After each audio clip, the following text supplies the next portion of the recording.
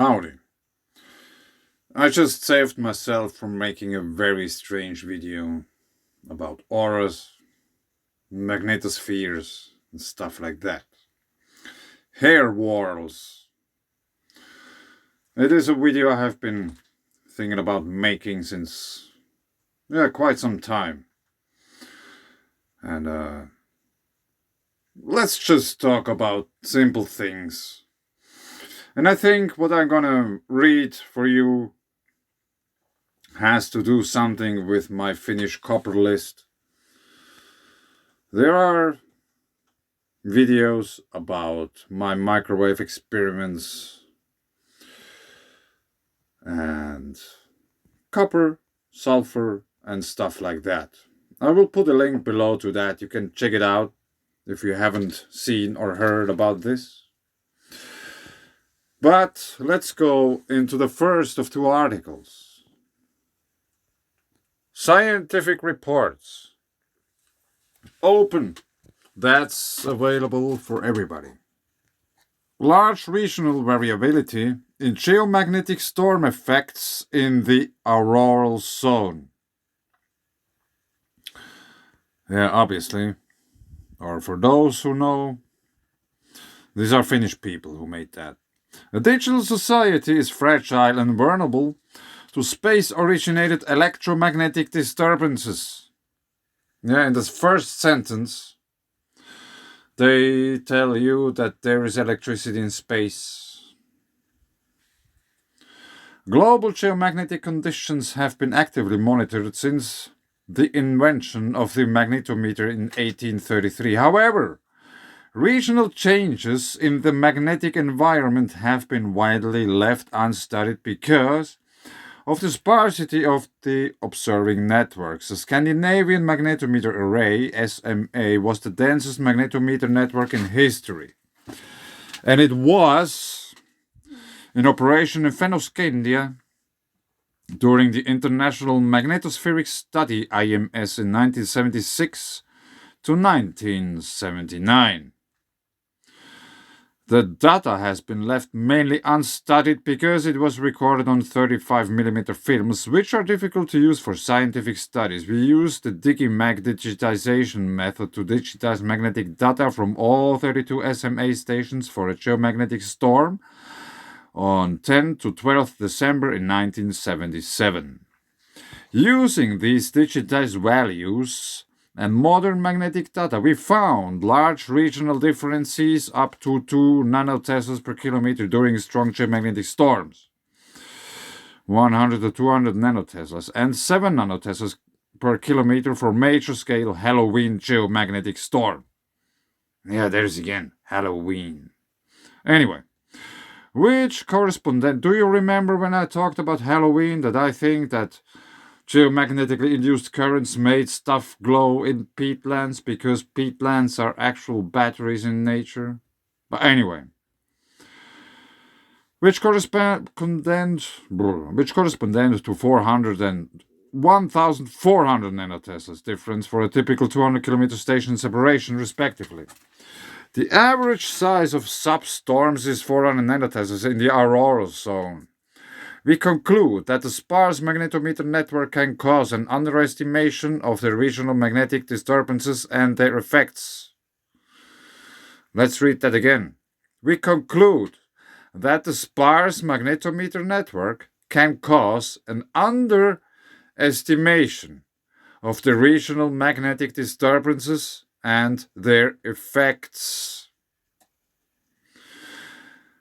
Yes. Auroral precipitation. The ancients were telling us that the auroras touched the ground. Not only here in Finland. Back in the days, people told if there is auroral, and you have to go outside, wear a hat, be silent, don't whistle, and don't make the auroras angry because they could come down and kill you. On the other hand, we have the Aborigines from Australia. They associate an auroral display with a river of fire in the heavens which brings death and destruction. How can they know that the auroras are hot? Because they are quite far away. Or maybe not so much, 80 to 100 kilometers. But they knew that they are hot. They call it a river of fire. And they didn't have any space shuttle and stuff like that to go up there and check it out. So we have to assume that the auroras came down and the people experienced firsthand the heat. Anyway, I drifted a bit off. Misestimation of regional disturbances during extreme storms like the Carrington event may lead to insufficient planning of mitigation procedures and strategies. Strategies?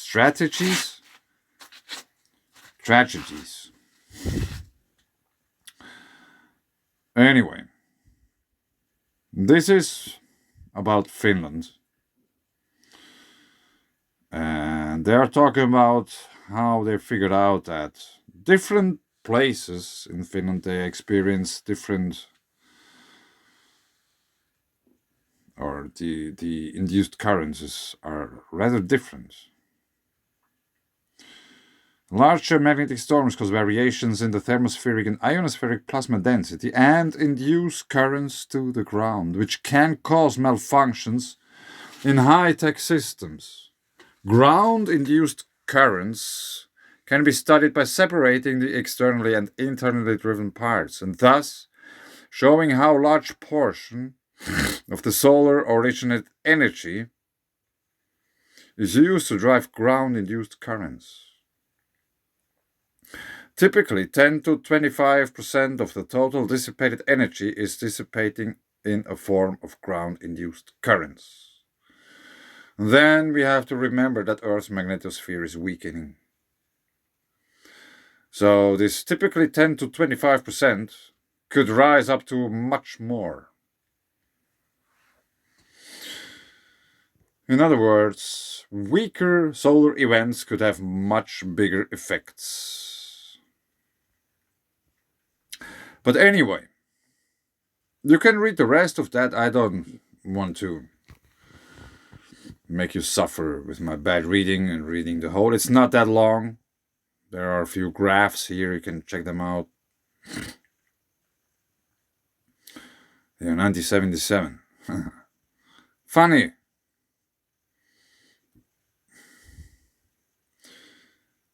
Auroral zone variability during the Great Geomagnetic Storm. An exceptionally powerful series of geomagnetic storms called Halloween storms occurred between late October and early November 2003.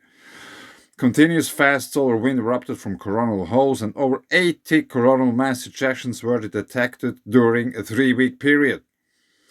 The fastest speed observed by Advanced Composition Explorer (ACE) spacecraft reached 1,850 kilometers per second on 29th October, which is more than 3 orders of magnitude faster than a bullet.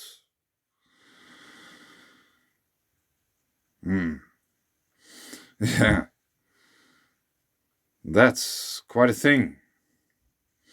But anyway, let's go to another article, which I haven't read yet through, and there was a trigger which made me make this video. And remember, it has all to do with the Finnish copper, sulfur, and stuff like this. Science alert. Maybe that's an hour old or something. So that's rather fresh. Already the title was very interesting. Electricity seen flowing like liquid in strange metals. Yeah, I have to admit I don't know yet really what strange metals are. But anyway, flicking the switch of any kind of electrical device triggers a marching band of charged particles stepping to the beat of the circuit's voltage, the frequency. But a new discovery in exotic materials known as strange metals has found electricity doesn't always move in step and can in fact sometimes bleed in a way that has physicists questioning what we know about the nature of particles. Yeah, because maybe there aren't particles. Frequent resonance, stuff like that. The ether. The research was carried out on nanowires made of a precise balance of ytterbium, rhodium, and silicon. By conducting a series of quantum measurement experiments on these nanowires, researchers from the USA and Austria have uncovered evidence that could help settle a debate over the nature of electric currents in metals that don't behave in a conventional fashion. Okay. Maybe somewhere on Earth you find stuff which is made of these things or things, different things which act in the same way as we are now reading about. And then we can take the sun into account and put induced currents into the ground, and yeah, I think that's scalable what those people found here. So this is how I think all of these things are related. Discovered late last century in a class of copper-based compounds known for having no resistance to currents at relatively warm temperatures. Yeah, that was the thing which triggered me to make a video. Copper-based compounds known for having no resistance to currents at relatively warm temperatures. Remember my microwave experiments? There has been a lot of resistance because it got really hot. Strange metals become more resistant to electricity as they heat up, just like any other metal. Only they do so in a rather odd fashion, increasing in resistance by a set amount for every degree of temperature rise. In normal metals, resistance varies depending on temperature, plateauing out once the material gets hot enough. Yeah, like iron. Anyway, the contrast in the rules of resistance suggests currents in strange metals don't operate in quite the same way. For some reason, the way charge-carrying particles in strange metals interact with the jostle of surrounding particles differs to the pinball slalom of electrons in your average strip of wire. What we might picture as a current of negatively charged spheres rolling through a tube of copper atoms is a little more complicated. Electricity is a quantum affair, after all, with the characteristics of a number of particles harmonizing to behave like single units known as quasi-particles. I'm not so sure about that. It's more, baby, about the waves. But anyway, whether the same kinds of quasi-particles explain the unusual resistance behaviors of strange metals has been an open question, with some theories and experiments suggesting such quasi-particles may lose their integrity under the right circumstances. To clarify whether there is a steady march of quasi-particles in the flow of electrons in strange metals, the researchers made use of a phenomenon called shot noise. If you could slow time to a crawl, the photons of light emitted by even the most precise laser would pop and sputter with all the predictability of sizzling bacon fat. This noise is a feature of quantum probability and can provide a measure of the granularity of charges as they flow through a conductor. The idea is that if I'm driving a current, it consists of a bunch of discrete charge carriers, says senior author Doug Nettleson, a physicist at Rice University in the US. Those arrive at an average rate, but sometimes they happen to be closer together in time, and sometimes they are farther apart. The team found measures of shot noise in their super thin sample of rubber C2. Water was highly suppressed in ways that typical interactions between electrons and their environment couldn't explain, suggesting quasiparticles probably weren't at play. Instead, the charge was more like liquid-like than currents in conventional metals, a finding that supports a model proposed more than 20 years ago by contributing author Qimiao Si, a condensed matter physicist from Rice University.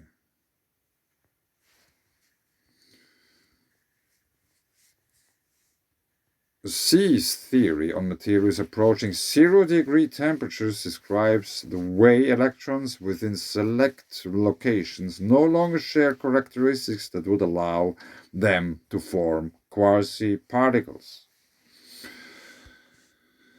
While conventional quasi-particle behavior can be tentatively ruled out, the team isn't entirely certain of what form this liquid current takes, or even if it might be found in other strange metal recipes. Like I said. Maybe this is evidence that quasi-particles. I have no idea what a quasi-particle is. This sounds really strange. This sounds like some science. What is it? Sci-fi. Science fiction. And not science. Well, anyway. The evidence that quasi-particles are not well-defined things. Yeah. Or that they're just not there. Yeah, probably you don't have to invent fantasy stuff in order to make the world work as it does. And charge moves in more complicated ways. Or maybe much easier ways. They just don't have the eyes to see it. We have to find the right vocabulary to talk about how charge can move collectively, says Nadelson. This research was published in Science. Let's click on this quasi-particle thing here. This sounds really odd. What is a quasi-particle? A quasi-particle is a collection of quantum characteristics among particles operating in their own particle-like way. Yeah, there's much more than particles in the world. Unlike fundamental bits of matter like electrons and quarks, quasi-particles aren't members of the standard model. And unlike neutrons, protons, or even atoms and molecules, they aren't independent structures floating about on their own in free space. Similar to fundamental particles, though, quasi-particles have fundamental properties like charge and spin. For instance, an electron quasi-particle has the same spin and charge as its electron component, but combined with other quantum influences, its mass can be quite different.